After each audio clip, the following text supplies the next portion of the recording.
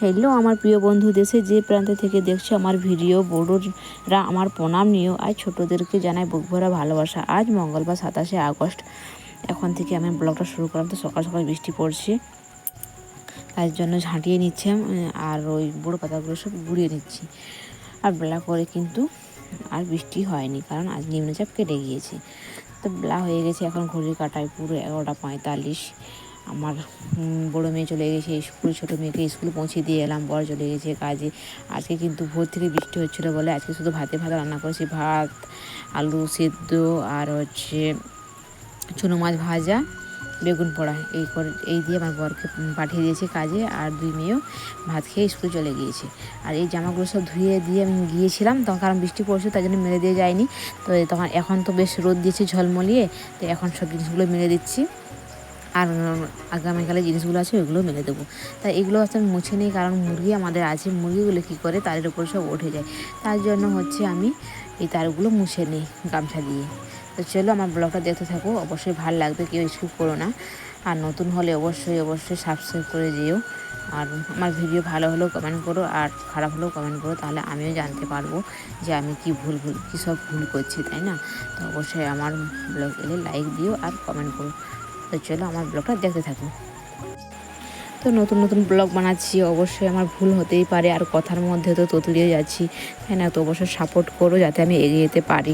আর ভুল হলে আমার ক্ষমা করে দিও, তো যদি ভুল কিছু বলে থাকি। তো চলো আমার ব্লগটা দেখতে থাকো।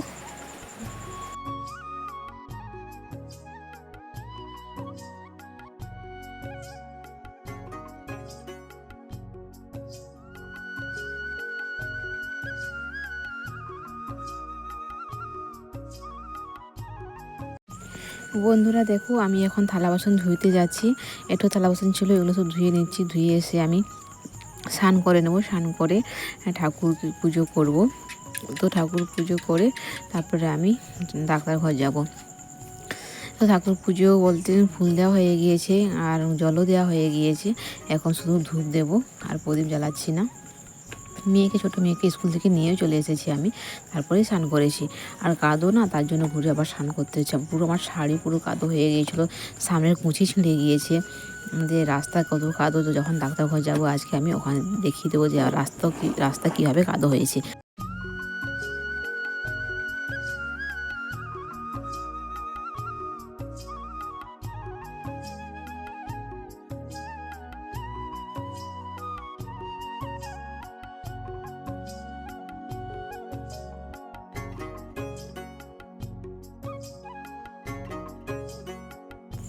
এখানে আমার তুলসী মঞ্চ, তো চারপাশে তুলসী গাছে ভরে গিয়েছে আমার।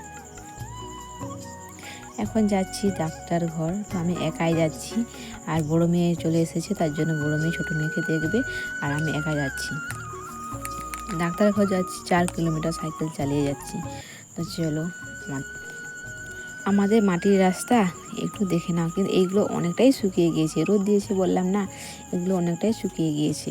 কিন্তু তখন এগুলো হাঁটাই যাচ্ছিল না, ভীষণ পা স্লিপ করছিল, আর পা পুরো কাদুই ভরে গিয়েছিল। আর এই যে এখানটায় একটু নর্দমার মতো, এটা এখনও শুকোয়নি, এখানে শুকোতে একটু সময় লাগছে এখানটায়।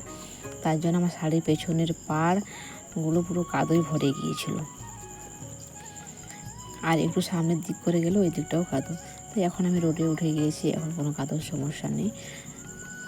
তো বেশ আপন মনে যাচ্ছি।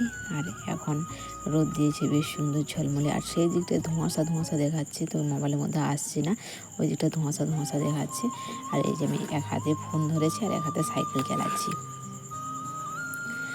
এখানে হোমিওপ্যাথি ওষুধ দেয় 20 টাকা, যে কোনো রোগী হল, মানে যে কোনো রোগ হোক, কিন্তু পয়সা 20 টাকা, তার বেশি পয়সা নেয় না, ওটাই হচ্ছে লিমিটেড চার্জ। আবার ফিরে আসি, ওষুধ নেওয়া হয়ে গিয়েছে, আমার ফিরে যাচ্ছি। আর সাইডে ওই রোডের চোবাগুলোতে পাট কেচেছি, পাটের খাঁচিগুলো সব দাঁড় করে রেখেছি। আর এটা একটা পোল, তো পোল পেরাচ্ছি। তো চলো আমার বলো, দেখতে থাকো বন্ধুরা, ভালো লাগলে অবশ্যই লাইক করো, কমেন্ট করো।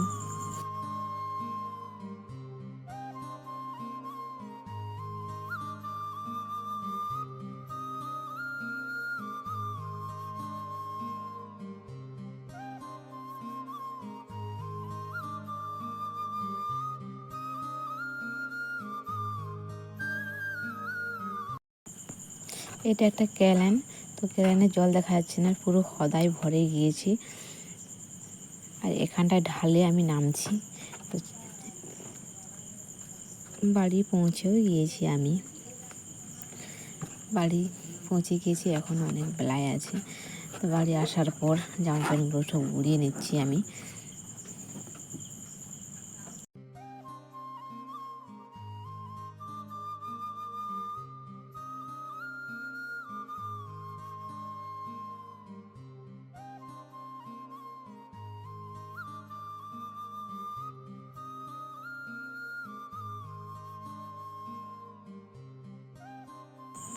এখানে আমি হেসে হেসে মেয়েকে বলছিলাম, কারণ ডাক্তার ঘর গিয়েছিলাম না, তো ডাক্তারের কাছে বহুদিন পরে গেলাম, তো তাও ডাক্তার কিন্তু নাম মনে রেখেছে, তার জন্যই ওই কথা আমি হেসে হেসে এখানে বলছিলাম।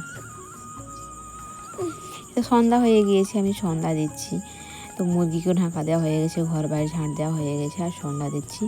তো চলো, আজকের ব্লগটা কেমন হয়েছে অবশ্যই কমেন্ট করে বলো।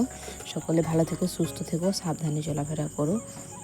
বাই বাই, দেখা হবে আগামীকাল নতুন একটা দিনে, নতুন একটা সকালে, সুন্দর একটা দিনে সুন্দর একটা ব্লগ নিয়ে আসার চেষ্টা করব। Bye bye.